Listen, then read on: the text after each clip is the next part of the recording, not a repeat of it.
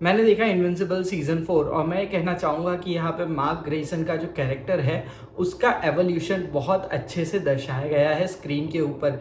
किस तरह से उसके कॉम्प्लेक्स इमोशंस को वो प्रोसेस कर रहा है, किस तरह से उसकी ओलिवर के साथ अपने भाई के साथ जो रिलेशनशिप है उसके डायनामिक्स चेंज हो रहे हैं, किस तरह से उसकी मदर डेबी के साथ उसके डायनामिक्स चेंज हो रहे हैं, रिलेशनशिप कितने कॉम्प्लेक्स होते हैं, किस तरह से वो अपने काम को लेकर और अपनी लाइफ को लेकर बहुत ज़्यादा एक स्ट्रगल फेस कर रहा है। ये सारी चीज़ें यहाँ पे दिखाई गई है और वो इंटरेस्टिंग लगती है। प्लस यहाँ पे एक और एंगल ऐड किया गया है जो कि उसकी ईव के साथ रिलेशनशिप है, उस चीज़ को भी बहुत अच्छे से और बहुत ग्राउंडेड तरीके से एक्सप्लोर करती है ये वाली पूरी सीज़न। तो ये चीज़ देखने में बहुत ज़्यादा इंटरेस्टिंग लगी। लेकिन लास्ट में ये जो ईव के साथ मार्क की रिलेशनशिप है ये कैसी रहेगी उसका कुछ पता नहीं है, क्योंकि मार्क चला जाता है अपने फादर के साथ, नोलन के साथ, विल्ट्रूमाइट्स को ख़त्म करने के लिए और दुनिया को बचाने के लिए। तो ये वाला ट्रोप तो हमेशा ही रहेगा। ओमनी मैन का यहाँ पे कैरेक्टर आता है, काफ़ी ज़्यादा चेंज हुआ है उस कैरेक्टर के अंदर। एलिन भी हमें देखने मिलता है, प्लस नए नए कैरेक्टर्स इंट्रोड्यूस होते हैं। खासकर जो कैरेक्टर यहाँ पे सबसे ज़्यादा प्रभावित करने वाला है उस कैरेक्टर का नाम है थ्रैग।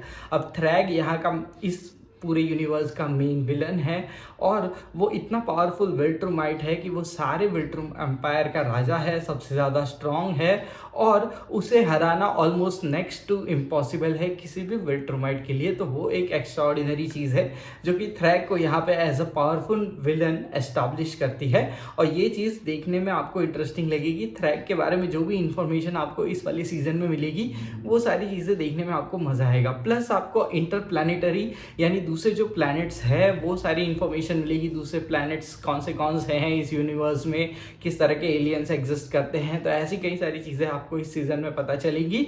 और ज़्यादा ये वर्ल्ड एक्सप्लोरेशन की तरह यहाँ पे जाती है ये वाली सीज़न, तो वो आपको देखने मिल जाएगा। यहाँ पे एक वॉर सीक्वेंस भी है, उस सीक्वेंस के बारे में ज़्यादा कुछ नहीं बताऊँगा, जब आप सीज़न देखोगे तो आपको पता चलेगा कि एक बहुत बड़ा वॉर सीक्वेंस भी यहाँ पे आपको देखने मिलेगा जिसमें विल्ट्रूमाइट्स ऑलमोस्ट इस पॉइंट पे आ जाएंगे कि वो ख़त्म होने वाले होंगे एज अ स्पीशीज़। और लास्ट में और भी कई सारे एंगल से इस चीज़ को एक्सप्लोर किया जाएगा।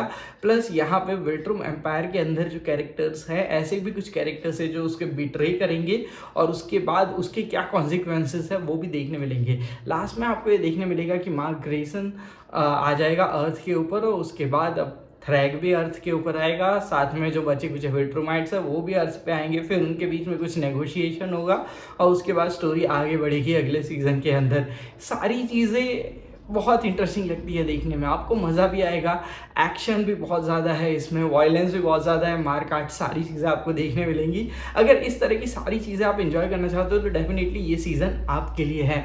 पर मैं ये भी कहना चाहूँगा कि यार कुछ कुछ जगहों पे मुझे ऐसा फील होता है कि यहाँ पे एनिमेशन की क्वालिटी और बहुत ज़्यादा इंप्रूव की जा सकती थी, पर वो हो नहीं पाया। And that is something which is my only complaint about this show.